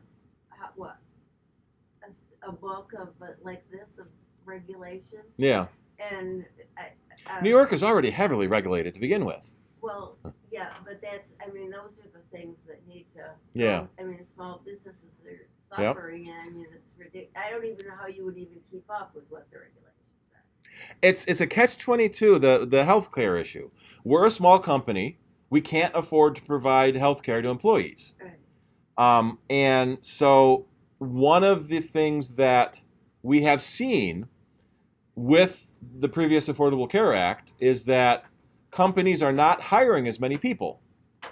Because if you get to, 20 employees, then you have to imply health care. Right, they hire contractors and they hire part-time. Does it matter how many hours they work? Yes, has to be full-time employees. Because for years, I mean, I used to be in retailing, and they wanted to hire as many part-time people Yep. as they could. Yeah. Work less than 20 or 25 hours Right. a week, so they didn't have to So they have to they don't worry about overtime, no benefits, or no benefits, health care. Yeah. right. So meanwhile, there's all these people working, you know, You got to work 3 part-time part-time jobs. Yeah. Right. and then the government thinks, you know, just kind of. So now we got to see what the new health care plan is going to be. Passing the bill before the budgeting office gives you any numbers, and now budgeting office is saying 25 million people are going to be without health care, and their insurance premiums are going to triple. The ones that are still there, their insurance premiums might triple, and so that means even more people are going to be without health care again. Well, I don't. So it's government regulation can be bad, but it also can be good. So you can't just eliminate government regulation wholesale. You need to figure out what's best for the people Well, at least and what's now best for they can companies. Throw coal ash into the Right. water. And as soon as he gets the coal industry back on its feet, he's going to go after the VHS industry and the photomats. Bring back beta. Logging industry. Well, why can't we cut all the trees down to the river? You know? And well, the answer is you can't cut the trees at the river because then there's nothing to hold the soil in place and everything Yeah. will wash away. You know. Did anybody see the video about how wolves changed the geography? Was that the 14 wolves released in Yellowstone? Yeah. And they actually changed the path of the rivers because the deer were overgrazing. They cut down the deer. The deer Yeah. went different places to graze. So other animals started filling the void. Trees grew up where no trees were before. Yep. And the water, you know, the actual geography of the terrain changed because they reintroduced wolves. Yep. Nice. All righty. Well, thank you all for coming. Thank you. And now is your company, Matt,